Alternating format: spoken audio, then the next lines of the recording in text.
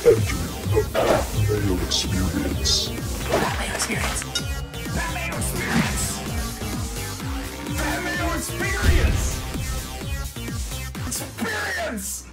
Welcome to the Pat Mayo Experience, presented by DraftKings 2021 Fantasy Football Rankings for the AFC West. We've already been through the NFC West. We've been through the AFC East and the NFC East. Plus, we've broken down the Julio Jones trade and its impact on both Tennessee and Atlanta for the upcoming season. You want to find any of those shows?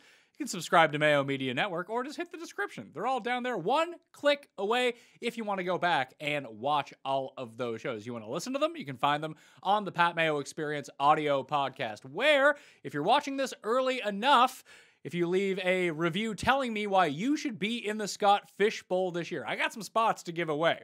So actually, if you go to my Twitter, at the PME, you can find the entire giveaway contest up there for the seats I have available.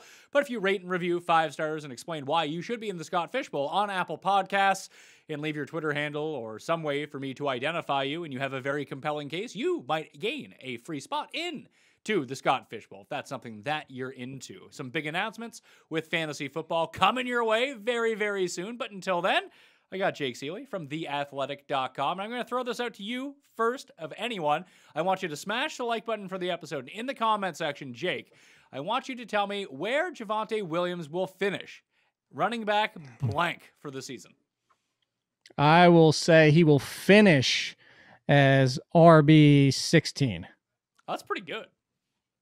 Mostly because I wrote this after the draft, and I have continued to say this, and this isn't a victory lap because I'm about to poo-poo him at the same time, is that I said that Javonte Williams is very similar to Miles Sanders' rookie season, where by week 6 or 7, he's the lead option. And so you factor that in with a lesser start to begin with, because he's not going to be a top-end RB2 to start the year, but he finishes as such because he is more talented than Melvin Gordon. Obviously, he could bust and not prove that in the NFL, but if we're talking about on paper and evaluation, but I expected that to be the case. These recent reports and rumors that Melvin Gordon's not at camp and he's frustrated, he was already frustrated before they drafted him, and that Williams is out there and impressing and all that type of stuff, we're not looking potentially that he's starting week 1. And if he was starting week 1, I'd even say higher. But, you know, I kind of compare it to Jonathan Taylor. Like, Jonathan Taylor last year wasn't going to be top 5, top 10 until Marlon Mack got hurt in week 1. Marlon Mack was still going to be a factor for a few weeks, and they started the season as such. So that's where I say I wouldn't draft him as RB16. I'd still draft him around the RB20s. But I could easily see him outperforming that ADP if that's still where it's hovering right now. I mean, I just wanted a number. We were going to break him down when we got to the Broncos. Oh, sorry. But thank you. Thank you for your, that's a very, put it this way, in the comment section, you just got to leave a number. You don't need an in-depth breakdown like Jake provided. But thank you for that. Well, you said that's pretty good, so I wanted to add context. I'm sorry. I didn't realize. I mean, we're going to get there. We're going through player by player on each of these teams. RB16. We'll talk about it later. Perfect. Kansas City Chiefs, first up in the division. They are, shockingly enough, the Super Bowl favorites. Over under 12.5 wins, minus 1,000 to make the playoffs at DraftKings Sportsbook, which means you would have to bet $1,000 to win 100 on the Chiefs making the playoffs. 335 minus to win the division, plus 250 to win the AFC, 5-1 to win the Super Bowl. Let's start with Mahomes. He is being drafted as the number 1 overall quarterback, but his ADP just keeps rising and rising. Now, I don't know where this is coming from.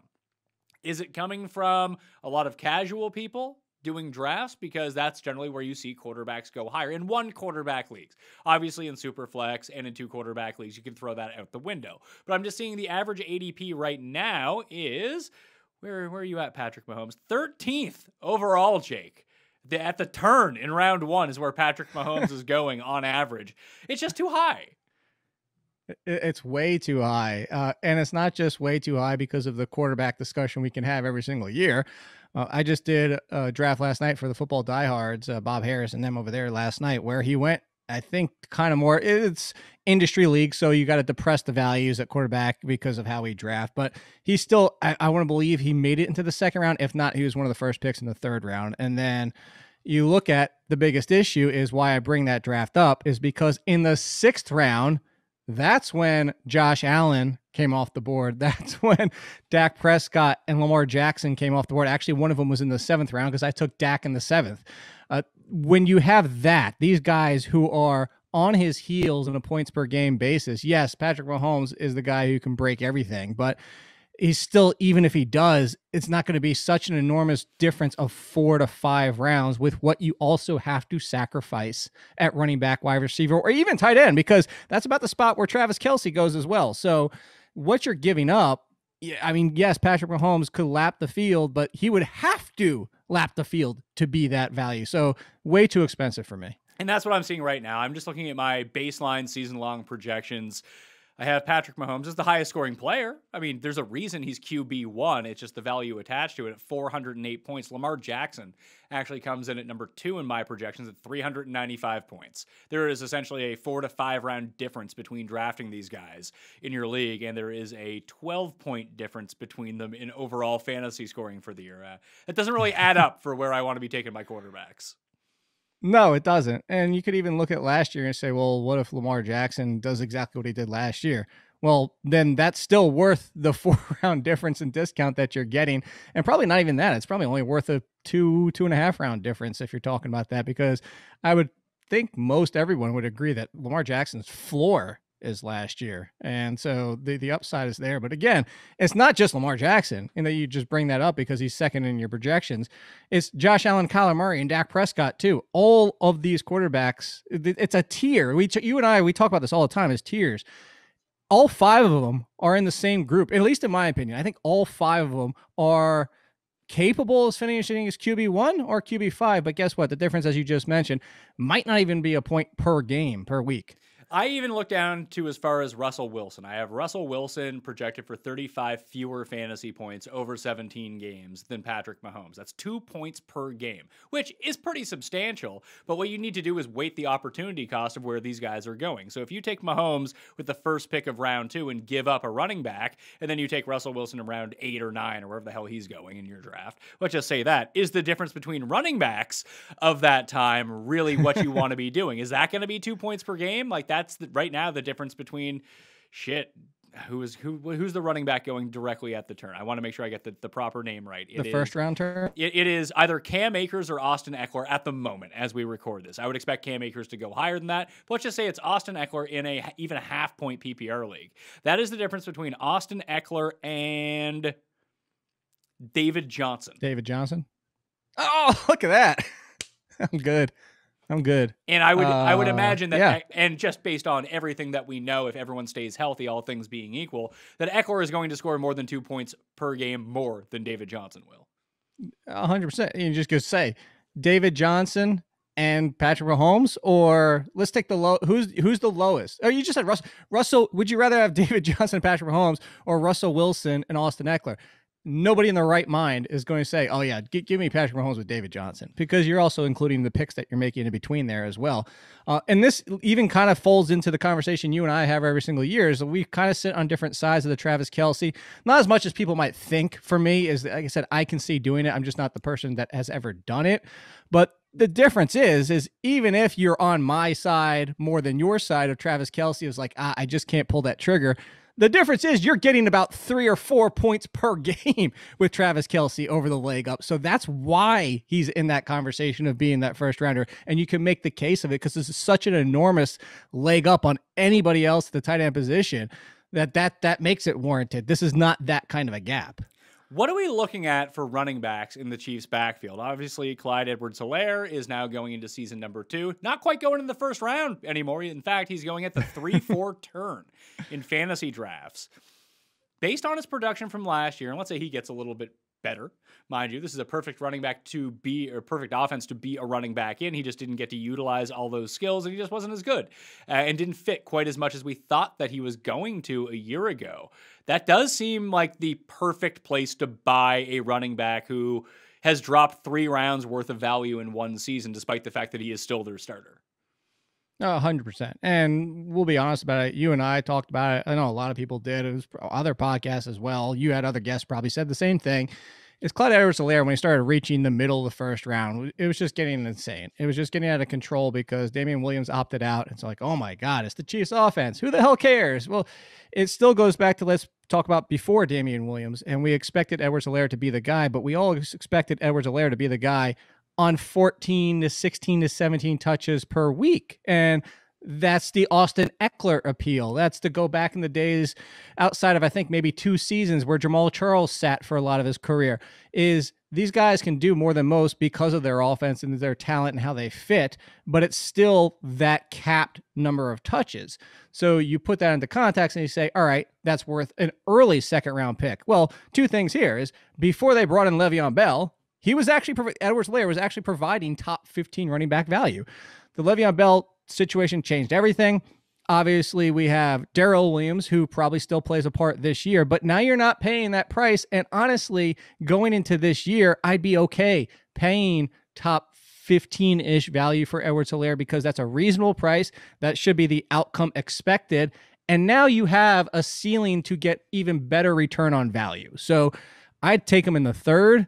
I could even see him pushing up to the top end of the third around this 2-3 turn. Right now in the fourth, I would take him 1,000 times out of 1,000 every single time I see him in the fourth round because it's what we talk about every single year. It's the disappointment. It's the perception. It's last year's trash. It's when people don't live up to expectations. They don't want to draft the player again because they got burned. Darrell Williams is being drafted as running back number 70 right now. I don't hate that either. That's what. I actually like that a lot. That's way too low. Just if nothing else, if Edwards-Helaire misses time, which he did last year, Darrell Williams could be a top 20 running back easily. So, okay, let's move to wide receiver. Obviously, Tyreek Hill is going in the first round or, at worst at the very beginning of the second round. You can't really say anything against it. That's how good he is. What about the rest of the guys, though? No Sammy Watkins anymore. So you have Mecole Hardman, the heir to the chip fortune, and Byron Pringle. Demarcus Robinson, who loves catching the first touchdown of the game and then doing nothing else for the rest of the game. What are we doing with the rest of these guys? Is it just Hill and no one? Because everyone will talk, someone in your league will talk themselves into Hardman and be like, he's the fastest man on the planet. They're going to finally unleash him this year. It seemed like whenever Watkins missed time last year, Pringle was actually the one who was playing. There you go. Well, it's because who replaces Watkins? Pringle does. The biggest issue to Hardman to go back to whether you want to believe reports or with this, that, and other, because all rumors, nobody knows exactly what the Chiefs office was thinking outside of the Chiefs. But at that time, when they drafted Mecole Hardman and the other people that were on the draft board receiver-wise, people always bring up DK Metcalf, but they were doing that because at that time, there was uncertainty around Tyreek Hill. Hardman is a very similar wide receiver to Tyreek Hill. If Hill misses time, I could see value for Hardman. But if you're talking about what this offense needs and how do you replicate what they've been doing, you're looking for the Watkins replacement, and Pringle is a very similar wide receiver to Watkins. And I think that Hardman's excitement, because they see no Sammy Watkins, is still getting a little overblown because they think of the excitement of what Hill brings on a per-catch basis. So I'm with you. And there's already been... We never like to buy into reports this early into the offseason, but there's been positive talk about what Pringle has been doing out there and that Mahomes is looking his way because he's filling that Sammy Watkins role. So if anything, the cost of Hardman and then the non-cost, because he's free right now, of Pringle, I'm just taking Pringle and ignoring Hardman. Yeah, essentially, outside of Tyreek Hill, you can just not own any other Chiefs wide receivers. It might be worth it for the upside that could come along with them, but based on the results that we've seen, it's been Hill and it's been no one for like the past 3 years. Like, you can own Watkins, that's fine. And if you didn't play him in that 1 week when he scored 500 fantasy points, he was probably pretty crappy. And that's kind of what I was going to come back to, is like, it might just be one of these, you want to try and find somebody, but the end result might just be it's Hill, Kelsey, and then the backfield and nothing. Like, we're just chasing our own tails because you made the joke about Demarcus Robinson, but I mean, Demarcus Robinson can come out week 1, 100 yards and a touchdown and actually show up the entire game and then disappear for 4 weeks. And then you go and pick up Robinson. He doesn't produce, you drop him. And then Pringle pops up, you pick him up, and then it's not him and it's Hardman for 2 games. And you're just constantly chasing your tail trying to figure out who it is. Travis Kelce is obviously tight end number 1, as he has been for the past 4 seasons. He's going as pick number 9. Right now on average, which is right around the Pat Mayo range of where I've been taking him for the past few years. So people are finally catching up to me, Jake. They're finally jumping on your Kelsey bandwagon. Look, again, I've just said it before when I was saying that I'm not the person to do it because, I think that what you lose at running back and wide receiver is offset. And the point being is it has to, like, Kelsey has to be first round value, or you got double hit. But I don't like that argument that he has to be first round value. Anyone you take in the first round has to be first round value, or your team's not going to be any good. No. The difference is, sure, but the difference is because you're taking a position compared to what you're sacrificing, especially at running back. We're talking about the difference in points per game. And so, like I said, that's why Kelsey can put up 3 more points per game. But if it's only half, if it's only 1, and that's why I said that, because the down year of Kelsey was still great. He's still the number 1 tight end. But it wasn't that gap over the next 3 or 4 tight ends that made your double cost kind of come into play. So that's why I say it. I agree with you.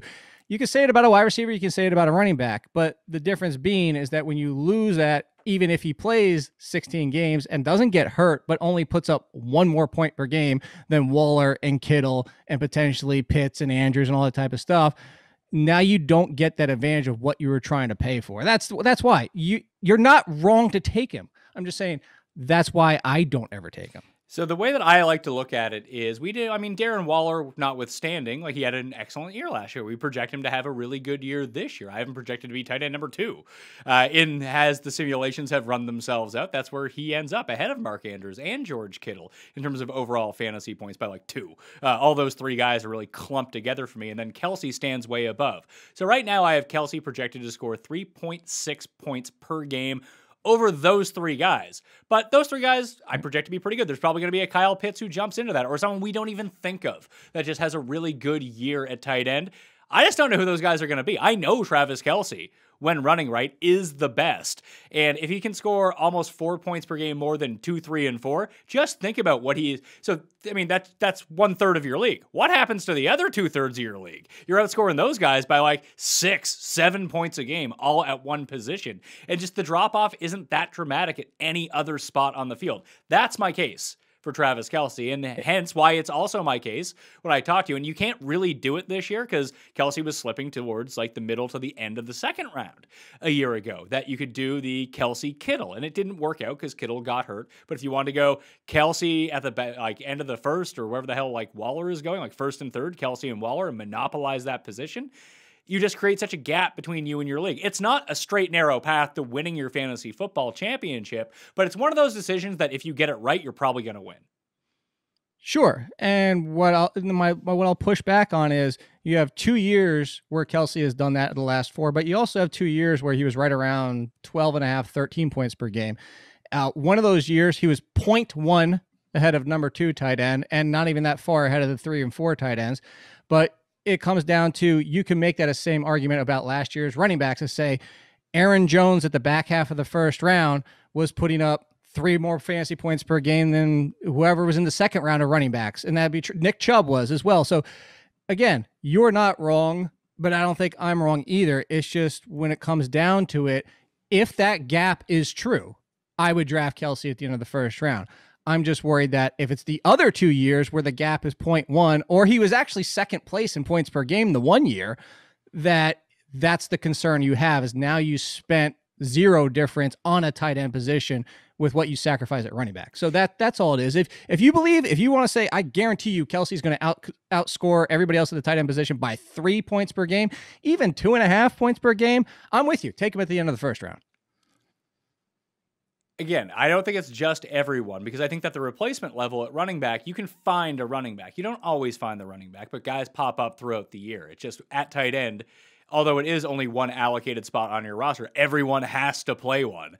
And it's not like you're just going to randomly pick up a guy who challenges Travis Kelce as the number 1 tight end off the waiver wire, where you can patch weeks together with running backs that way. And especially at receiver, you can find guys.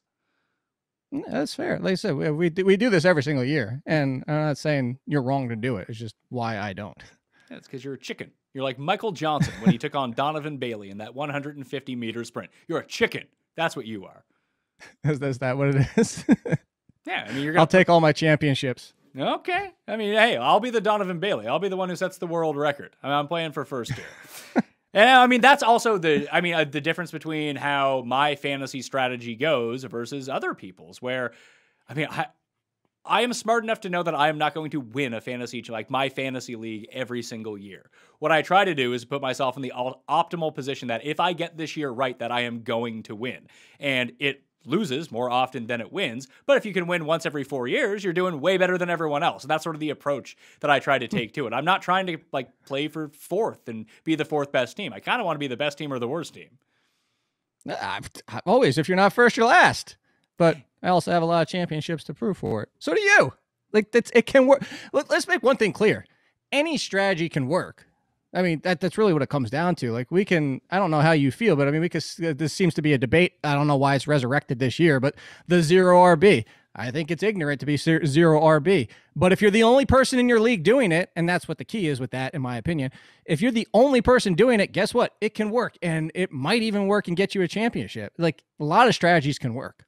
Yeah, I think that the best overall method for like a floor in your league, and I don't really go by this, but it depends on what pick you get. If you get one of like the optimal running backs with your first 5 picks, you take one of them, and then you probably don't even need to take any for like the next 10 rounds if you don't want to. Build yourself a super team. But if someone of value, drops to you and they happen to be a running back, I'm not opposed to taking them. Like I'm probably far more pro zero RB than you, just because I think that people gobble up running backs so quickly that it just presents so much value at every other position. And I do things like take Travis Kelce in the first round and just different weird things like that going down the list. I'm not afraid to double up with another elite tight end and play them as my flex just to box out people from that position in my league. Because then all of a sudden, if Darren Waller is the guy who is the one who challenges Travis Kelce, well, no big deal. I got them both.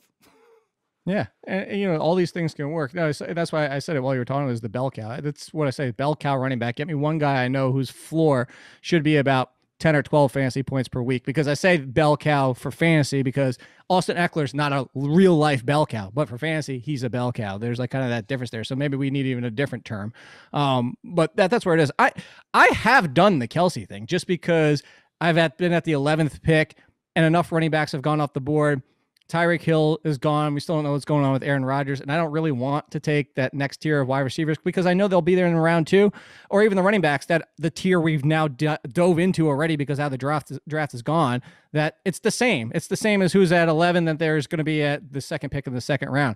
So I've done the Kelce thing. I don't like it as much. And to come back to it, any strategy can work if you know what you're doing, honestly.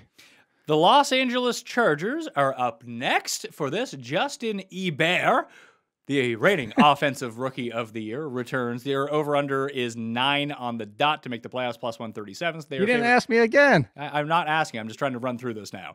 To win the division, you've had time to go look these up, and I know that you have. Win the division to beat the Chiefs. I legitimately haven't. Would be 6-1 to win the conference, 16-1, and to win the Super Bowl, 33-1. One of the most popular bets on DraftKings Sportsbook for future wagers on the NFL so far this season is the Los Angeles Chargers to win the Super Bowl at 33-1 at the moment. I know that when we get into the pick show and the future show and Feinberg is on, he will tell you that is a great bet. I'm not necessarily there on it, but let's talk about Herbert and how he stacks up. Is Herbert going too high at quarterback right now versus, like, we mentioned that tier earlier with the Mahomes tier, and I think it goes down to Russell Wilson, but I think that Herbert is firmly as a part of that next tier of quarterback. I say next tier, yes. If he's the next tier, the problem is that tier is getting so close to the one above it that it's kind of pushing its heels and kind of almost not 100% moving into combining the two, but it's getting close. That we've almost kind of separated Mahomes, Allen, and Murray, and kind of now moved the tier, so to speak, and they've kind of fallen into their own because the concern about Dak and Lamar have made them pull back closer to Wilson and Herbert and Aaron Rodgers with his situation, all that type of stuff. Herbert, let's preface this with the fact that he surprised me last year. I was too low on Herbert. I was too low on Herbert because I watched 3 years of him in college, not improving against mediocre competition. You can argue the people he's playing with, but you want to see signs. And what we saw from Herbert in college was that played well when the pressure wasn't on him, kind of fell apart when it was. And I had concerns that not only he wasn't going to be the starter, which he wasn't, it was Tyrod Taylor, then he got stabbed in the chest by his doctor. But Herbert, from day one, looked better than I expected. I'll admit that.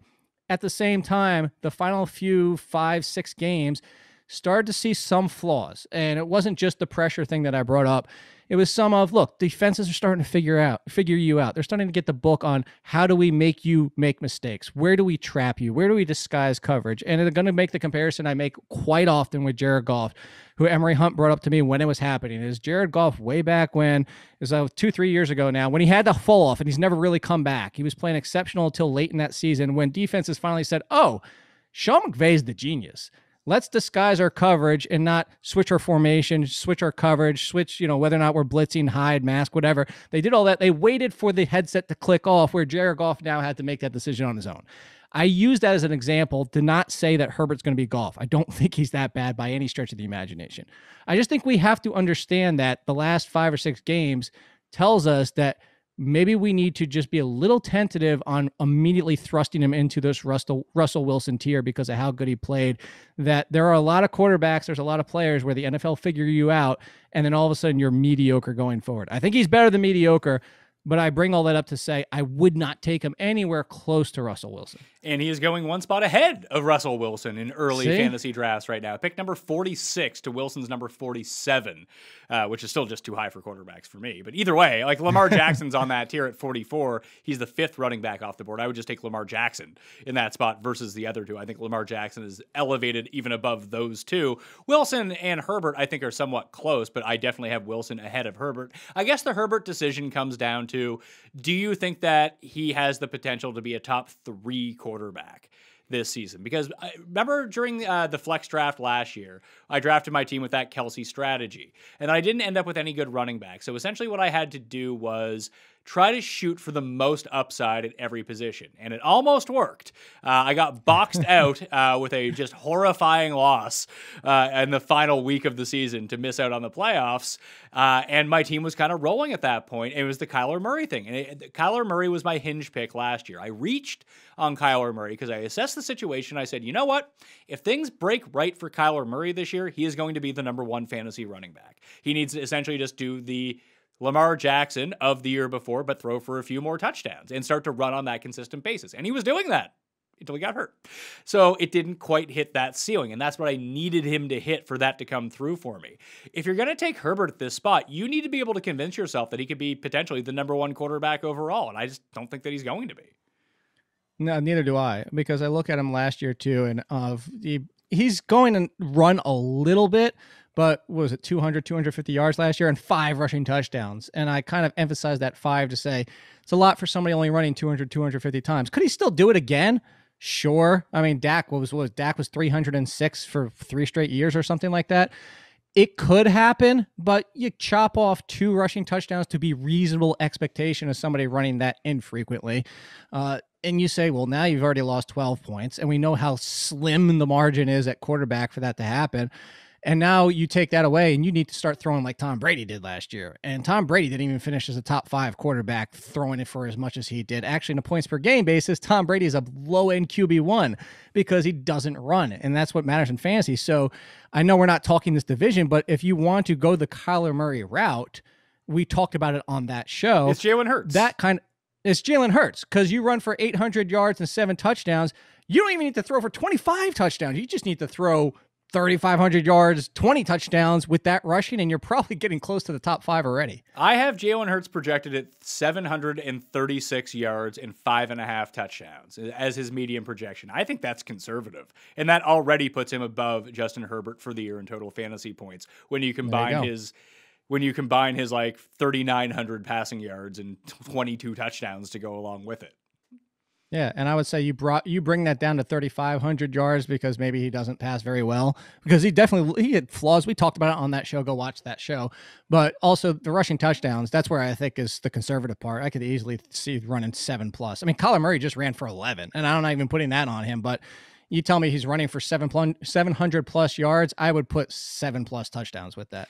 And just the difference is that Herbert's going to be the starter all year long. Herbert's going to be good, but he's going to be good in the way that Matt Stafford and Tom Brady and Aaron Rodgers all have these like peak years and can pop up and be quarterback number 4 or quarterback number 5. And maybe it's a little bit more with Herbert because of the potential rushing ability, but you think that they probably rein that in just a little bit. They don't want him out there running like Josh Allen because he doesn't need to. That's not a part necessarily of how they want that offense to work. At least in my projection, I don't see that.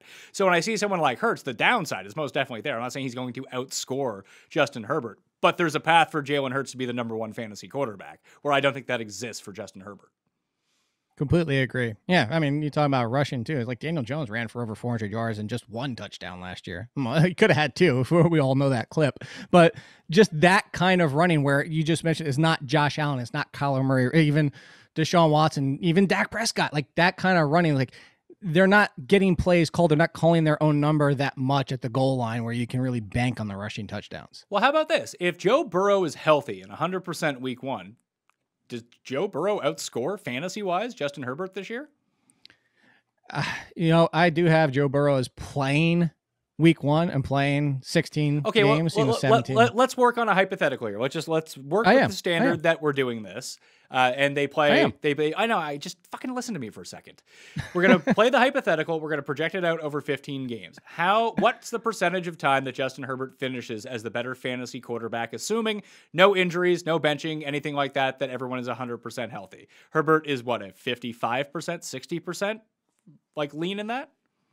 I was going to go a little bit higher. I was going to say 60, 65, so not that far off. But I'd say 2 out of 3 times. Okay, let's call it 66.66667% that Herbert beats Burrow in fantasy scoring. The difference between drafting those guys right now, Herbert is going at pick number 46, and Burrow is going at pick 111.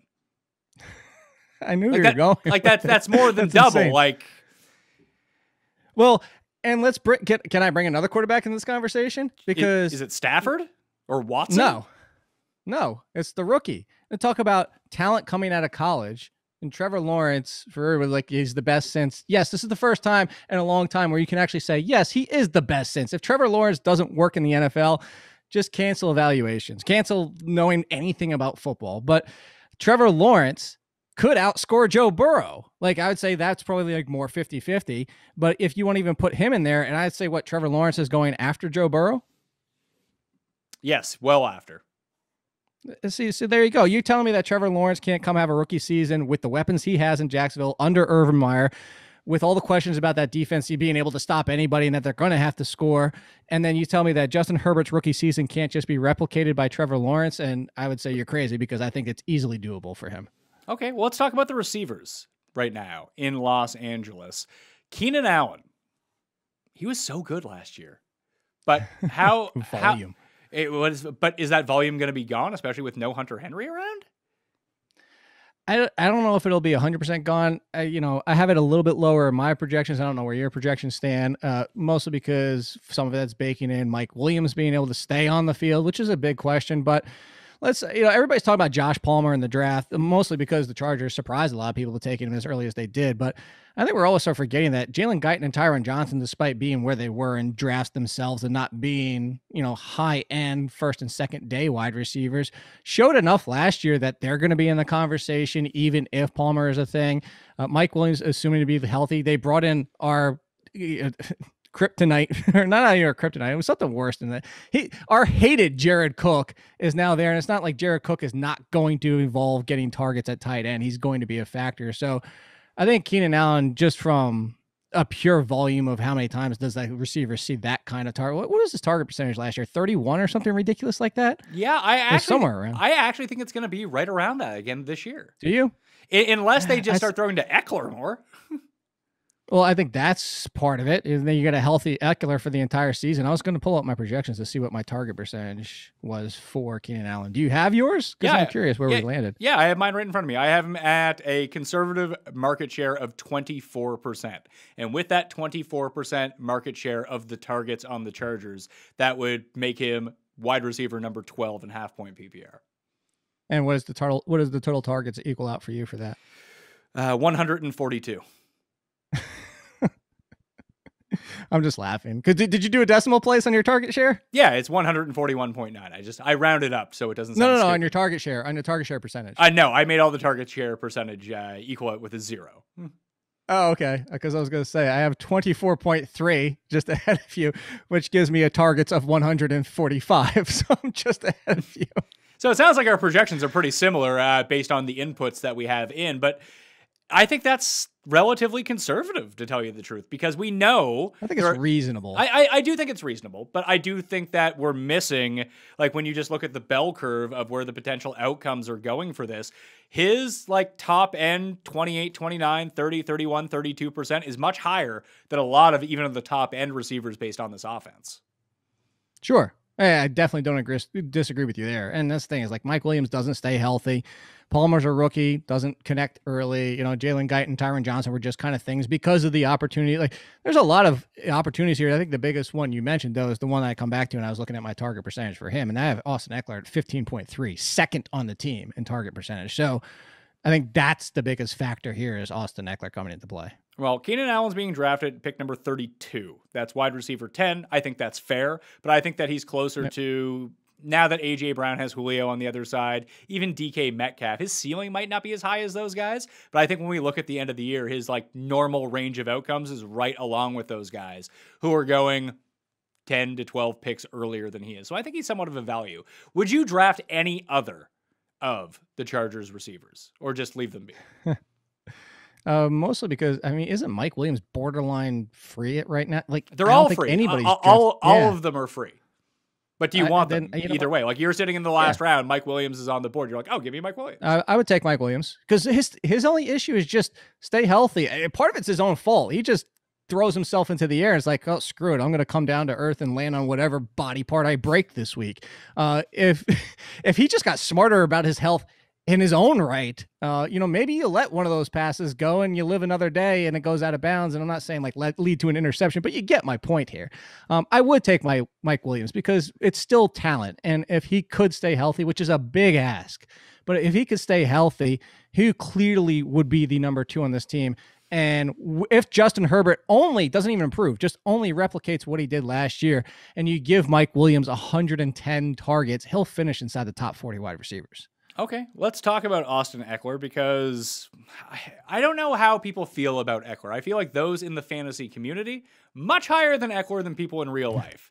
Because I'm seeing him go as running back number 10 off the board right now. Let's frame this discussion in the guise of half-point PPR, so he doesn't get all of the value that you think that he's going to get. I don't want Austin Eckler touching the ball 25 times a game. I just don't. I don't even need him to be the goal line back. I just need him to get a few goal line touches here and there. But with the way that he projects out, if he stays healthy, with the amount of catches that he is going to bring in, even in half-point PPR, you can make a very compelling case that he and Alvin Kamara is 1A, Eckler is 1B in the terms of that type of receiver, well behind Christian McCaffrey. But I think that Eckler is closer to Kamara than Kamara is to McCaffrey. I would definitely agree with what you said. I'm looking at how my projections spit out, which I feel like are conservative on Austin Eckler, and he's right there in the tier with Jonathan Taylor, Ezekiel Elliott, Nick Chubb, and then it's kind of a small drop-off to the next, actually a 10-point drop-off to the next section of running backs. He's actually sandwiched right in the middle. The Kamara to Eckler that I have right now is 21 points. This is half-point PPR, 21 points. So it's significant for mine, but I think that's almost, in my opinion, and this is why I always, when I do my projections, I go through myself and adjust some things. So you could say I'm stupid when I change some things or I'm smart when I change some things. I feel like it's a little high for Kamara factoring in, even if it is Jameis Winston. So my point being is completely agree with you. I think Austin Eckler is one of the best values in the second round. That feels like a floor for him at RB9. Just because if he's healthy for the entire season, how many receptions do I have him for? 81, probably going to get closer to 90 plus. The only other person alongside Christian McCaffrey that's going to catch 90 passes. And I have him for more receiving touchdowns than I have him for rushing touchdowns. I don't. I have him at 9 rushing touchdowns, and I think that's a bit much. So I'm going to decrease the number of that down to 6. And if I do that, even in a half-point PPR, that brings him down to Aaron Jones, Saquon Barkley, and Zeke level in terms of overall fantasy points. Yeah, if I gave him 9 rushing touchdowns, that would put him right on Kamara's heels. Actually, It would 2 points behind Kamara. Yeah. So I just think in terms of value, like if you're sitting at the 1-2 turn, which is essentially where he's going, and I don't know, it seems like there's going to be a lot of steam behind Cam Akers, and he's going to rise. Or maybe people just prefer Chubb or Jonathan Taylor. But if you could go picks 12 and 13 and get Eckler and Cam Akers, and that's your 1-2, you are probably going to win your league. I could, yeah, easily. Hey, you could do Eckler, Kelsey, and win your league. You could. I think Kelsey will be gone before that, though. Yeah, I can see that in a lot of leagues. But yeah, Eckler at the turn. And here's, you know what the best part about Eckler? He loves fantasy. He's one of the ones that doesn't hate us. Sure. I mean, I don't really care how he feels. As long as he's playing football and is on the field, then I'm good with him. No, I'm just saying it's a bonus. Maybe you tweet about how much you love him on Sunday evening after he goes off for a huge game and he retweets you. So, well, you never know. Jake, we live 2 different lives, my friend. I'm talking about the fans. I don't ever tweet at players. You know that. Here's the question. You have Eckler in front of Joe Mixon, right? Oh, yeah, for sure. Not even close. Okay. Well, no, because Joe Mixon's getting a lot of steam lately because he's never coming off the field. And I think that I'd still take Eckler every single time. In full point PPR, I have a 72-point difference between them. It's a lot less than that in half point. I was gonna say, I don't know if it's quite as big, but I know it's a decent gap. I think that people forget that Joe Mixon, as much as he's a great running back and he has been on the field a lot, there's been a lot of seasons where he's played really good and still only finished like RB10. I can make this next part pretty easy for who's the backup? Is it going to be Josh Kelly? I would put money on Josh Kelly, but I would also put money on the fact that it might not be a clear option the entire year. That's fair. Smelly Kelly's no good. Justin Jackson's okay. Like, it could be anyone. Well, they drafted Roundtree too. True. I mean, one of these guys, I don't think is going to be like the primary ball handler between the tackles, but one of these guys is going to get, it might be a rotation of them that get like 8 carries per game, maybe a catch. So I think there could be value wrapped up in one of them. The issue becomes that if Eckler goes down, I don't think one of them just becomes the guy. It just becomes a 3-man rotation. Well, not even just a 3-man rotation, but don't forget about Gabe, Won't You Be My Neighbors, stealing rushing touchdowns. You got to like that one. Come on, Pat. It's all right. I thought his name was Nabbers, which is it Neighbors? Nabbers? I'm pretty sure it's Neighbors. It just has 1 B. I know, but I could be wrong. But then you can't make the joke, which you hate you hate all my nicknames anyway. That one's listen, if his name is Neighbors, then that one is not horrible. That's one of your better ones. Not horrible. That's a win. That's a huge win for you.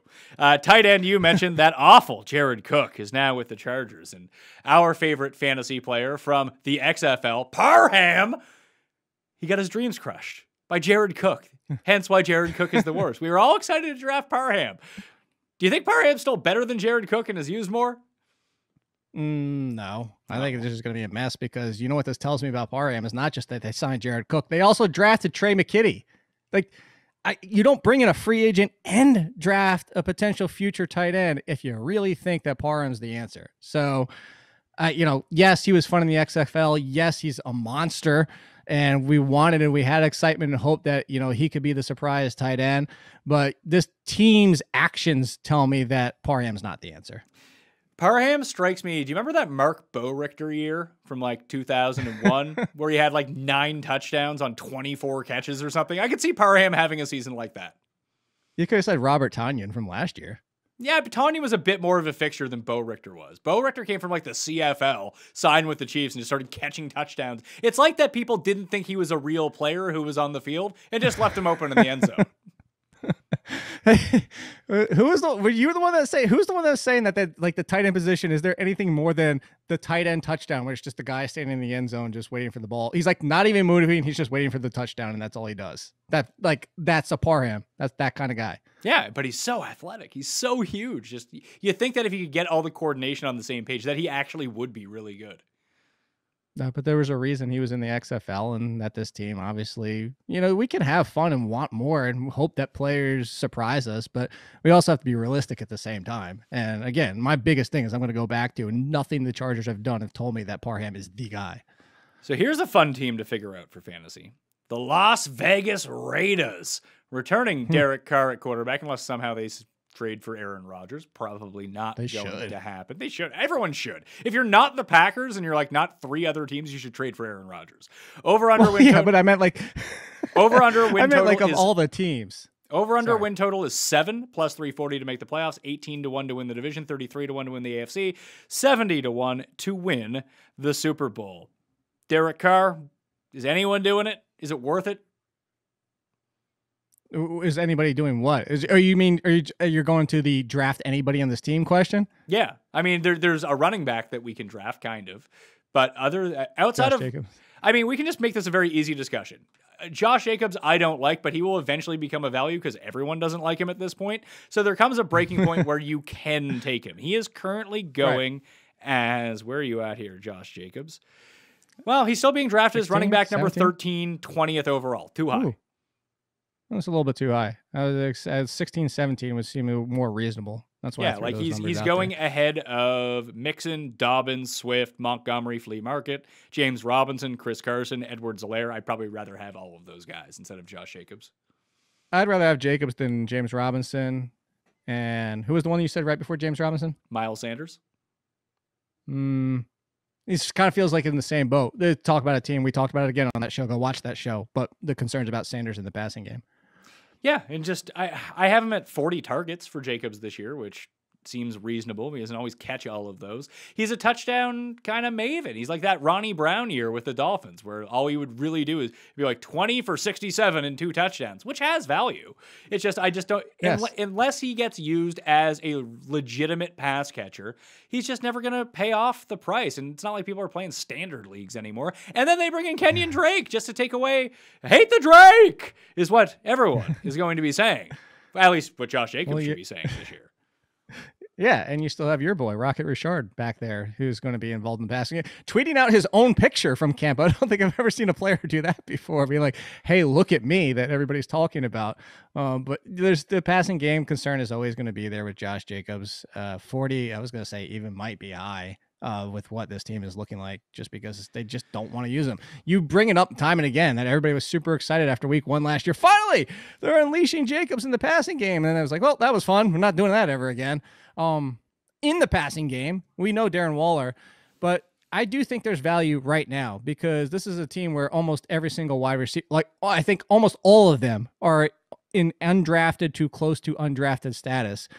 You know how I feel about Henry Ruggs, the fact that I think people are hating on him too much for what happened last year.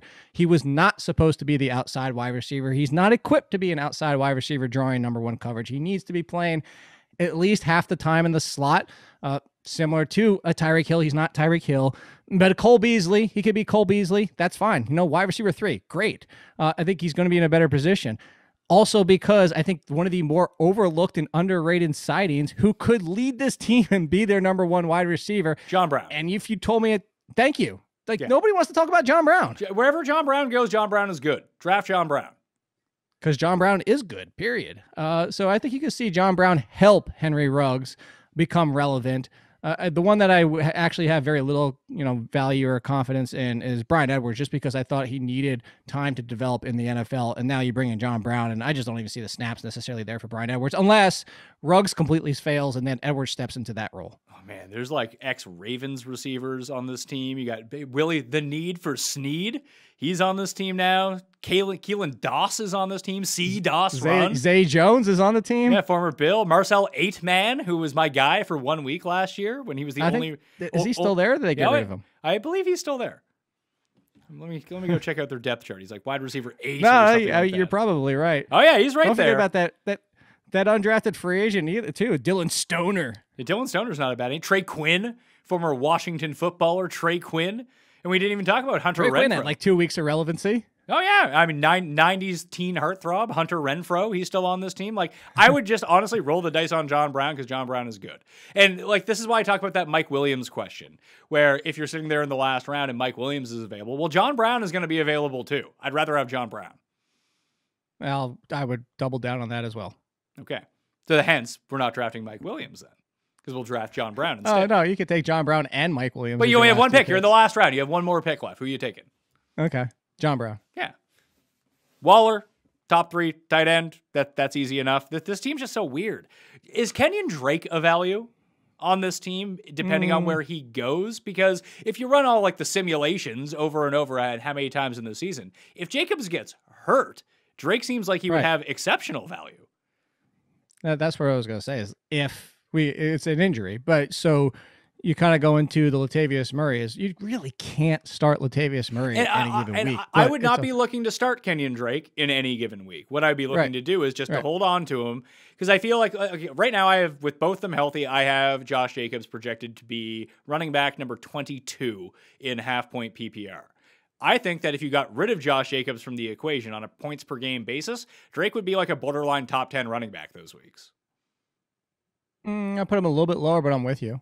And that's what I was going to get to is that's why I brought up Latavius Murray is because like Drake, you're not drafting him to start any given week, but it's the upside is the fact that how many running backs out there, there's only a handful, like 5 maybe that you list to say, wow, if the lead person gets hurt, we have a potential at least fringe RB1 on our hands because you could say Drake, you could say Murray, obviously, and then you throw in like Tony Pollard and a few others, but there's not really more than 5 or 6 guys are out there. There's a lot of situations. You just brought up the Chargers. Granted, they're at the other end of the spectrum altogether, but there's a lot of backfields that kind of hover even in the middle where it's going to be 2 guys replacing one versus one guy just stepping into that role. Yeah, so essentially it's draft Darren Waller for sure, draft Josh Jacobs later on if you can get him, so you're probably not going to draft him. Then take a flyer on John Brown. If Kenyon Drake slips towards like the 12th round, 11th round, something like that, take him then. And it's funny because I don't hate the Raiders. I actually think they're like an all right team. It's just they're not a good fantasy team. That's the problem. Yeah, they're not. They have a lot of similarities to the Detroit Lions, honestly. I mean, they're sort of like the minor league version of like if Derek Carr was really good, you could see them being like how we kind of look at the Chiefs offense. Like, hey, here are the 3 guys you need to own. And then everyone else is kind of like, probably not. And this team there's one guy you want to own and everyone else is like, Probably not. Yeah, that's safe. That's a good comparison as well. Yeah.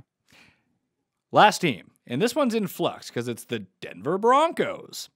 Do we think that Aaron Rodgers is going there? I guess is the number one question because their win total is 8.5 right now. I would say if Aaron Rodgers is going anywhere, it's the Broncos. It's going to come down to Aaron Rodgers. It's going to come down to, is he going to keep his heels dug into the ground with the Packers? And if so, then yeah, I would say the Broncos. Okay, so let's address this like Aaron Rodgers is not their quarterback, that it will either be Drew Lock or Teddy Bridgewater.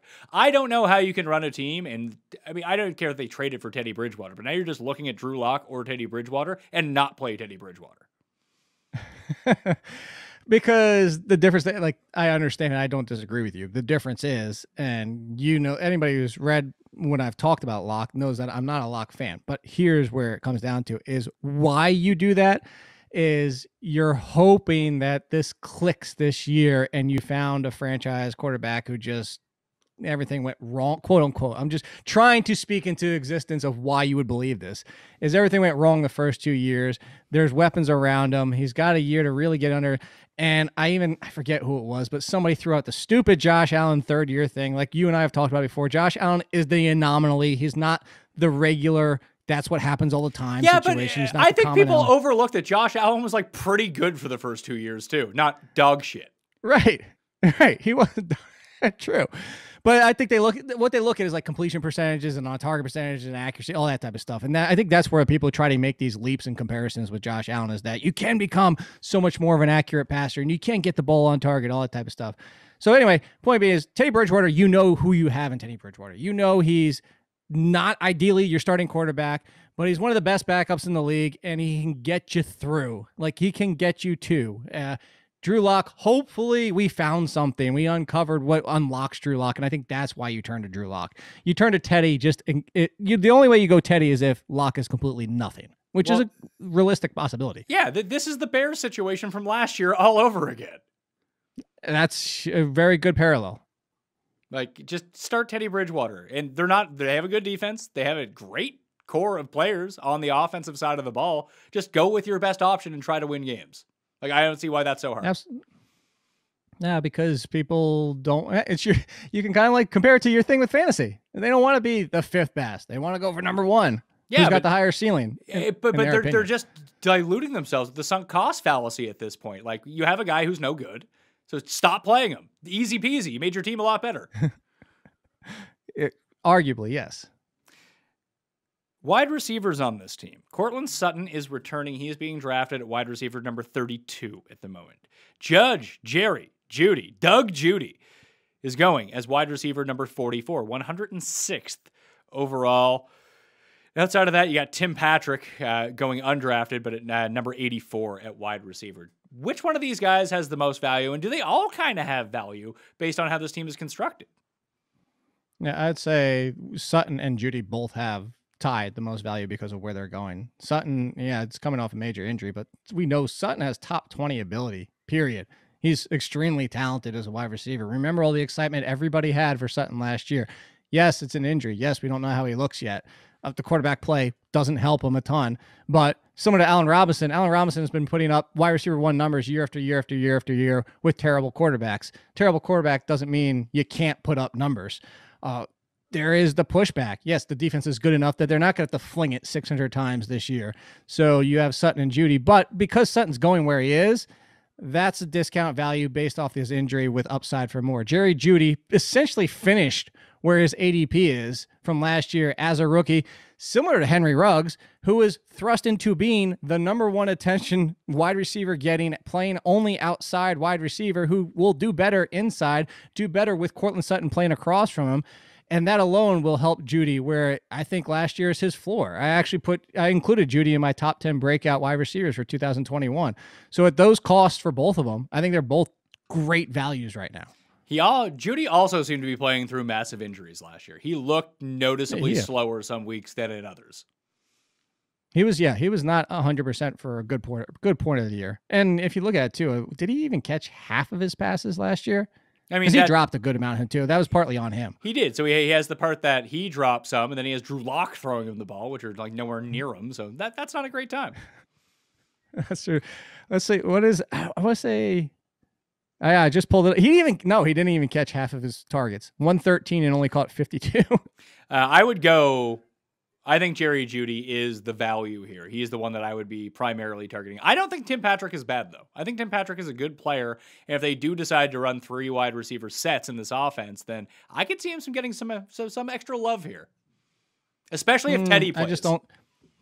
I don't think so for 2 reasons. One is with Sutton back, I don't know that you get a 3rd wide receiver because Noah Fant's still going to be involved. I think those are your top 3. And then KJ Hamler is an extremely talented slot wide receiver, which I think could make the push for the number 3 wide receiver on this team and kind of boot Tim Patrick to number 4, which number 4 would be completely irrelevant.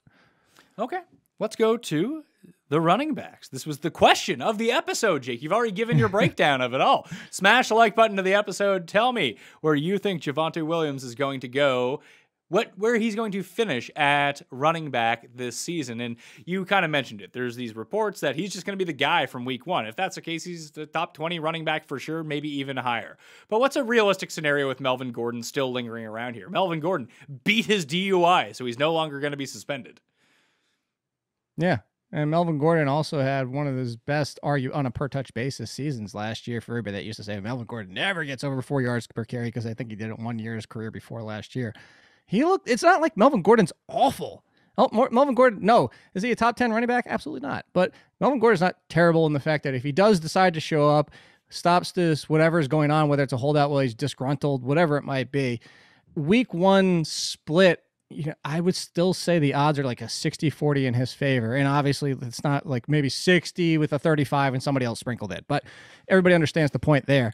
I still think Melvin Gordon starts out as the lead. Worst case, 50-50 before Javonte Williams does take over. I just don't know that if I don't think that if Melvin Gordon is out there playing on this team, practicing and ready for week 1, that it's going to be Javonte Williams touching the ball 65-70% of the time. I'm really curious to see how this breaks down in terms of ADP. We don't have any sort of draft data from the time that we're talking about this that reflects that Williams could be the number 1 guy in Denver and being the starter. Because before the news ended up coming out, Melvin Gordon was being drafted at running back number 24, 57th overall. Williams was being drafted at running back number 44, 121 overall, which is a fantastic value, whether he was the backup or not, thinking that maybe he could win the job as the season went along. I just don't think that's a realistic ADP anymore. Like, he's not going to go behind J.D. McKissick anymore. No, he would. I thought you were going to mention even a better name than that. I was going to see where he went in my draft last night just to kind of give you an idea. So let's see. Javonte, he went in round 5. Oh, Jesus. So there you go. Right in between Travis Etienne and Chase Edmonds and Michael Carter in that same group. Okay. And just on average, before basically 2 days ago, he was going as pick number 121. So in the 11th round. Yeah. So he was pick 59. So there you go. Yeah. So other running backs going in that range right now. I mean, that's where Melvin, basically he just has taken the Melvin Gordon spot. They've swapped. Yeah. And that would be fine if we knew Melvin Gordon was already definitively RB2 on this depth chart. But I don't think we can say that yet. And look, some of it might be value, but it was a value. That's the biggest point you were making. It was a value because you were getting him at a discount where he could surprise us and be the week 1 starter with Melvin Gordon number 2 and have all that happen. Or maybe even Melvin Gordon got hurt. And then we're talking, like you said, the 24 is too low.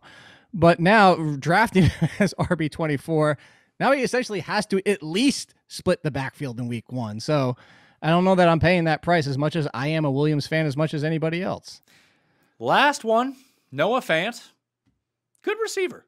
Not a great blocker, which is great for tight end fantasy purposes. He's kind of like Evan Ingram in a weird way, except he doesn't get the hype that Evan Ingram does. I actually have him projected as tight end number 6 for the season. He's being drafted at tight end number 13. If he's not someone I want to reach on by any means, because tight end 6 through tight end 14 isn't all separated by all that much. You tweak a few touchdowns here and there, and it throws people all over the board. I still think that unless you get an elite guy at tight end, you wait. But it does seem like he is falling down drafts, that if he goes at, tight end number 13, tight end number 12, in that range where he's like a final 3-round pick, he could be your starter week 1, no problem. Yeah, and if he's going in that round or in that range too, that absolutely. I actually have him at tight end 8, so I'm kind of right there with you, just a little bit lower, but not by much. To the point being is, if Noah Fant, I added 1 touchdown, he probably leapfrogs those guys and finishes at tight end 6. So yeah, I think for where he's going, certainly reasonable. I just mentioned it too, and when I said about my concern about Tim Patrick, is I think Noah Fant is the number 3 in target share. So that's what it comes down to, is if you can get semi-competent play. If it is Teddy just made 3 wide receivers have top 30 value at the wide receiver position. If Fant is the 3 instead of a wide receiver, and it's Sutton, Judy, and Fant could easily be top 10 if those are the top 3 weapons. He's someone that you would want to have on your team, but you don't want to pay. You want to pay a discount for. Like, don't pay whatever full price is. If you get him at 75% off, he's your guy. Yeah, same with Tanyan being able to repeat those touchdowns. Listen, Tanyan, Higbee, Logan Goddard, Thomas. Ingram, Hawkinson, Logan Thomas, Hooper, Irv Smith, Blake Jarwin, Noah Fant. Whichever one just presents themselves as the best discount, take that one. Yeah, just keep waiting. I almost took Evan Ingram last night for that. But then I was like, you know what? Screw it. I'm going to do Cole Kmet just because I'm so sick of Evan Ingram. All right, so welcome to Jimmy Graham season. No, Jimmy Graham, your time is done, man. We're pushing you aside finally. I know but that, all jokes aside, that was a pure, I'm going for upside. Is like where you talk about this all the time, is painting these scenarios. Paint the scenario where he does step past because Jimmy Graham is just toast at this point and becomes the number 3 target in the Bears passing game. Whereas Evan Ingram, even if, you need multiple injuries now for him to get to number 3. That will do it on the Pat Mayo Experience Fantasy Football Rankings 2021 of the AFC West. You want to check out the other divisions? Hit the description, smash the like button to the video, and subscribe to Mayo Media Network. If you want a spot in the Scott Fishbowl, check out my Twitter at the PME, and you can find out how to do that. Shockingly enough, it's about leaving a rating and review on the Pat Mayo Experience Audio Podcast, a podcast which you should most definitely download. Okay? For Jake, I'm Pat. We'll see you next time. Mayo Experience! Experience!